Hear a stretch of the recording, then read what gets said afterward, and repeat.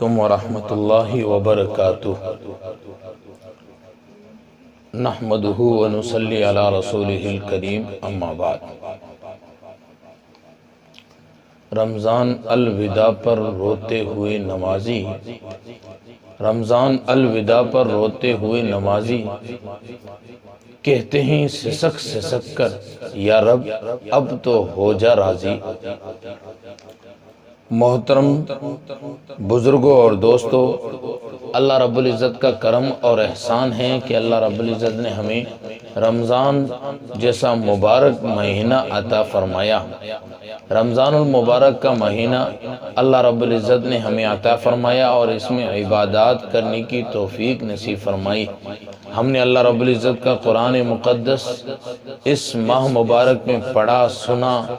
اللہ رب العزت کا کلام وہ کلام ہے جو خالق کائنات کا کلام ہے، خالق کائنات کے اندر سے نکلا ہوا کلام ہے۔ یہ اللہ رب العزت کا کلام ہم نے سنا، اور رمضان المبارک میں ہم نے تراویح پڑھی، اور رمضان المبارک میں ہم نے روزے رکھے، اور رمضان المبارک کے اس مبارک مہینے میں ہم نے جو عبادات کی، اللہ رب العزت ہماری اور پوری امت کی عبادات کو قبول فرمائے۔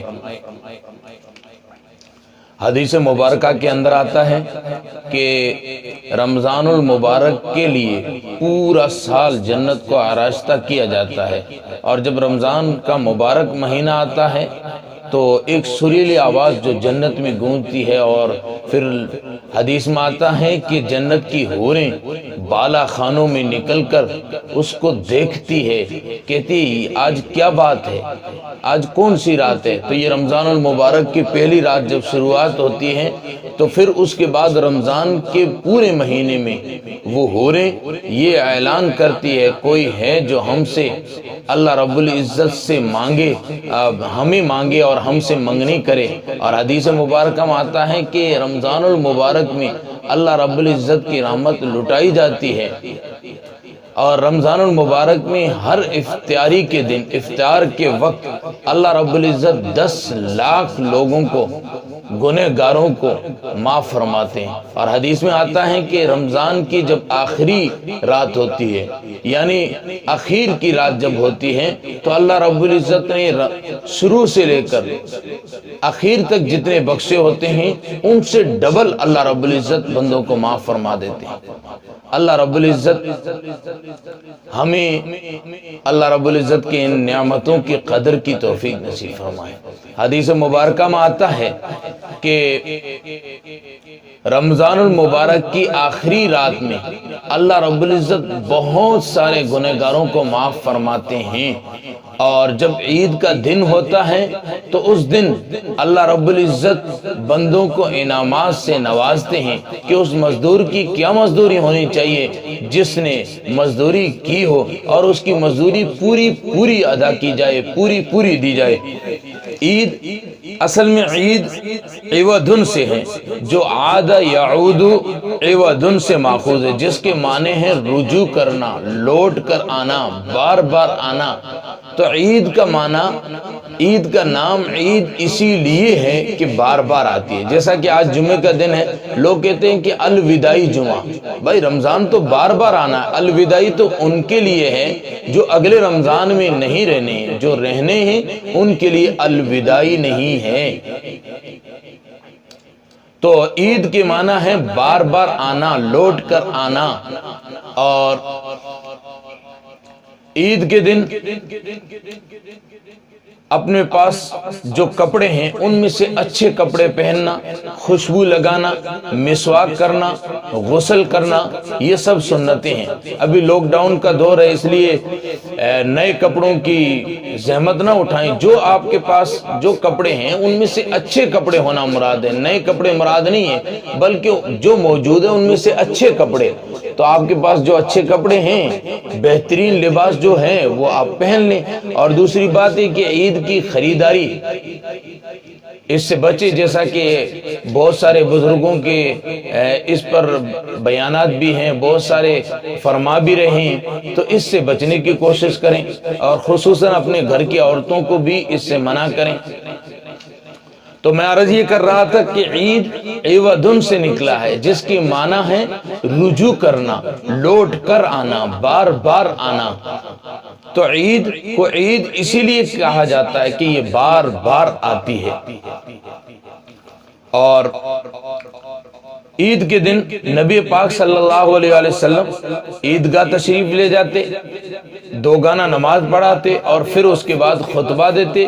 خطبے کے اندر صحابہ رضوان اللہ علیہ مجمعین کو وعظ کرتے اور پھر نصیحتیں کرتے۔ اور حدیث مبارکہ کے اندر آتا ہے کہ اللہ کے محبوب صلی اللہ علیہ وآلہ وسلم عیدگاہ جس راستے سے جاتے واپس دوسرے راستے سے تشریف لاتے، ایک راستے سے جاتے اور دوسرے راستے سے تشریف لے آتے۔ اور عید کی نماز پڑھنے کا طریقہ یہ ہے کہ 2 رکعت واجب کی نیت کی جائے، عید الفطر واجب، اور اس کے بعد پھر طریقہ یہ ہے کہ اللہ اکبر ایک بار کہنے کے بعد سبحانک اللہ پڑھیں گے، اور اس کے بعد 3 زائد تکبیریں کہی جائے گی، اور اس کے بعد پھر قرات سے فارغ ہو کے رکوع وغیرہ کر کے دوسری رکعت میں بھی قرات سے فارغ ہونے کے بعد رکوع سے پہلے 3 زائد تکبیریں کہی جائے گی، اور اس کے بعد پھر مکمل کی جائے گی، اور اس کے بعد خطبہ دیا جائے گا۔ حدیث مبارکہ کے اندر آتا ہے، مشکاۃ شریف کی روایت ہے، وان ابن عمر رضی اللہ تعالی عنہما قال کان رسول اللہ صلی اللہ علیہ وسلم و ابو بکر و عمر یصلون العیدین من قبل الخطبۃ۔ حضرت عبداللہ بن عمر رضی اللہ تعالی عنہما فرماتے ہیں کہ رسول اکرم صلی اللہ علیہ وآلہ وسلم اور حضرت ابو بکر صدیق رضی اللہ تعالی عنہ اور حضرت عمر فاروق رضی اللہ تعالی عنہ پہلے عیدین کی نماز پڑھتے تھے اور اس کے بعد پھر خطبہ دیتے تھے۔ تو پہلے عیدین کی نماز، اس کے بعد پھر خطبہ۔ اور حضرت عبداللہ بن عباس رضی اللہ تعالیٰ عنہما فرماتے ہیں ان نبی صلی اللہ علیہ وسلم یوم الفطر رکعتین لم یصلی قبلہما ولا بعدہما۔ حضرت عبداللہ بن عباس رضی اللہ عنہ فرماتے ہیں کہ عید کے دن نہ عید سے پہلے نوافل ہیں نہ عید کے بعد نوافل ہیں۔ عید کے دن جیسے عام دنوں میں ہم اشراق کی نماز پڑھتے ہیں، عید کے دن عید سے پہلے اشراق کی نماز نہیں بلکہ عید ہی کی نماز پڑھی جائے۔ ابھی لاک ڈاؤن ہے تو جہاں جہاں عید کی نماز ہوتی ہے وہاں 5 بندے کرائیں، اور باقی جہاں شرائط پائے جاتے ہیں وہاں اگر 5 بندے 3 بندے 5 کی اجازت ہے تو اپنے حساب سے اپنے گھروں میں عید کی نماز کر سکتے ہیں۔ اور اگر بالفرض ایسے دیہات میں ہیں جہاں عید کے شرائط نہیں ہیں یا عید پڑھانے والا بھی نہیں ہے، جو ایسے مقامات میں یا شہر میں ہیں جہاں عید پڑھانے والا کوئی نہیں ہے گھر میں، تو ان کے لیے علماء بتاتے ہیں کہ چاشت کی 4 رکعت پڑھ لی جائے، عید کے قائم مقام ہو جائے گی، اللہ رب العزت ثواب عطا فرمائے۔ اللہ رب العزت تو دلوں کو دیکھتے ہیں، دلوں پر ثواب عطا فرماتے ہیں، نیتوں پر ثواب عطا فرماتے ہیں۔ ہماری نیت ہر سال کی طرح پڑھنے کی تھی، لیکن اس بار اگر نہیں بھی پڑھ پائے، اللہ رب العزت کی شان رحمت سے، اللہ رب العزت کی شان کریمی سے ہمیں یہ امید ہے کہ اللہ رب العزت ضرور ثواب عطا فرمائیں گے۔ تو عیدین کے دن نہ عید سے پہلے نوافل ہیں نہ عید کی نماز کے بعد۔ اس پر علماء فرماتے ہیں کہ عید کی نماز کے بعد نوافل نہیں ہے، اس پر علماء کے 2 قول ہیں۔ ایک تو یہ ہے کہ نوافل سرے سے ہی نہیں پڑھنے چاہیے، اور ایک قول یہ ہے کہ عید گاہ میں نہ پڑھے بلکہ گھر آ کے پڑھ سکتے ہیں۔ اور نبی پاک صلی اللہ علیہ وآلہ وسلم کی سنت مبارکہ جس کو امام بخاری رحمۃ اللہ علیہ نے بھی نقل کیا ہے، حضرت انس رضی اللہ تعالیٰ عنہ سے روایت ہے، فرماتے ہیں کہ نبی پاک صلی اللہ علیہ وسلم عیدگاہ تشریف لے جانے سے پہلے، عید کی نماز پڑھنے سے پہلے کھجور کھاتے تھے، اور وہ کھجور بھی وتراتر ہوتی تھی، یعنی 3 1 7 5 اس طرح وتراتر کھجور۔ تو اس سے علماء ایک مسئلہ نکالتے ہیں، کہتے ہیں کہ سنت مبارکہ یہ ہے کہ عید کی نماز سے پہلے کچھ میٹھا کھا لیا جائے، اور دوسری چیز، عید کی نماز سے پہلے اپنا فطرہ مکمل طور پر اپنا اور اپنی اولاد کا ادا کریں۔ ہمارے یہاں فطرے کی قیمت 45 روپے ہے، تو ہر فرد پر 45 روپے تو اپنا فطرہ عید کی نماز سے پہلے ضرور ادا کریں۔ اور ایک اور کسی نے بات کہی بھی ہے، عید تو اس کے لیے ہے جس نے رمضان المبارک کے روزے رکھے ہو، عید تو ان کے لیے خوشی ہے جنہوں نے اللہ رب العزت کو راضی کیا ہو۔ تو کسی نے کہا بھی ہے کہ لیس العید لمن لبس الجدید، عید اس کے لیے نہیں ہے جس نے بہترین لباس پہنا ہو، انما العید لمن امن من الوعید، عید اس کے لیے ہے جس نے وعید سے امن پایا ہو، وعید سے جس نے چھٹکارا پایا ہو۔ حضرت عمر بن خطاب رضی اللہ تعالیٰ عنہ کا قول جس کو خطبات اسلم کے اندر بھی نقل کیا گیا ہے، وہ فرماتے ہیں کہ حضرت عمر فرمایا کرتے تھے یا عید ہے یا پھر وعید ہے، اگر رمضان کی عبادت قبول ہو گئی تو عید ہے، اگر قبول نہیں ہوئی تو پھر وعید ہے۔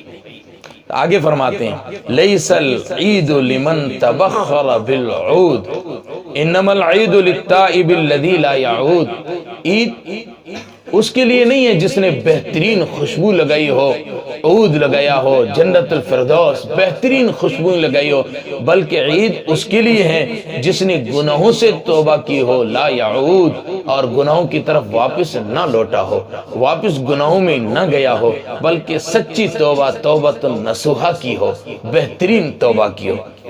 لیس العید لمن تزین بزینت الدنیا، عید اس کے لیے نہیں ہے جس نے دنیاوی زینت اختیار کی ہو، دنیاوی خوبصورتی اختیار کی ہو، انما العید لمن تزود بزاد التقوی، عید اس کے لیے ہے جس نے تقوی اختیار کیا ہو، جس نے پرہیزگاری اختیار کی ہو، رمضان المبارک میں جس نے اپنے دل کو بنایا ہو، عید اس کے لیے ہے۔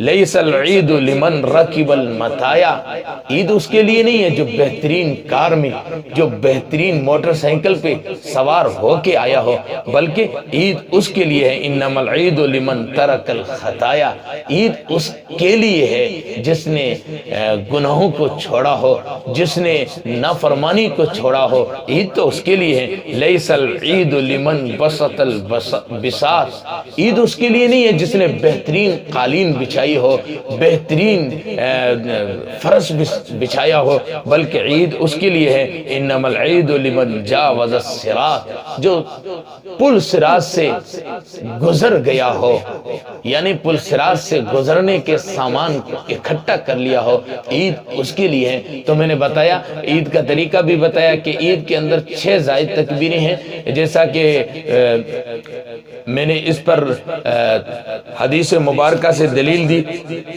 کہ حضرت سعید بن عاص رضی اللہ تعالیٰ عنہ فرماتے ہیں کہ ابو موسیٰ و حذیفہ عید الاضحیٰ اور عید الفطر میں 4 تکبیریں کہتے تھے، پہلی رکعت میں 4 دوسری میں، جس طرح جنازے میں کہی جاتی ہے۔ اور حضرت حذیفہ فرماتے ہیں کیا یہ سچ ہے؟ تو انہوں نے آگے کہتے ہیں کہ ہاں یہ سچ ہے۔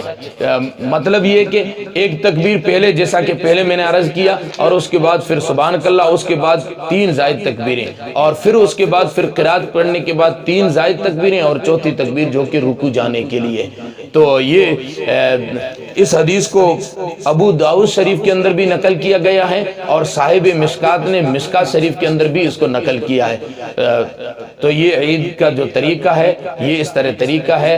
اور دوسری چیز، عید کے موقع پر اپنے گھر والوں کے ہاں جو آپ اچھے کھانے بنائیں اور گھر والوں کے لیے جو چیزیں لائیں، اپنے پڑوس کے غریبوں کا ضرور خیال رکھا کریں۔ اگر ہمارے گھر میں 10 چیزیں بہترین بن رہی ہے تو کم از کم 4-5 چیزیں ہونا تو یہ چاہیے کہ 10 کی 10 غریبوں کے ساتھ بھی ہمدردی کی جائے، لیکن کم از کم 2-4 چیزیں تو غریبوں کے یہاں بھی بھیجی جائے۔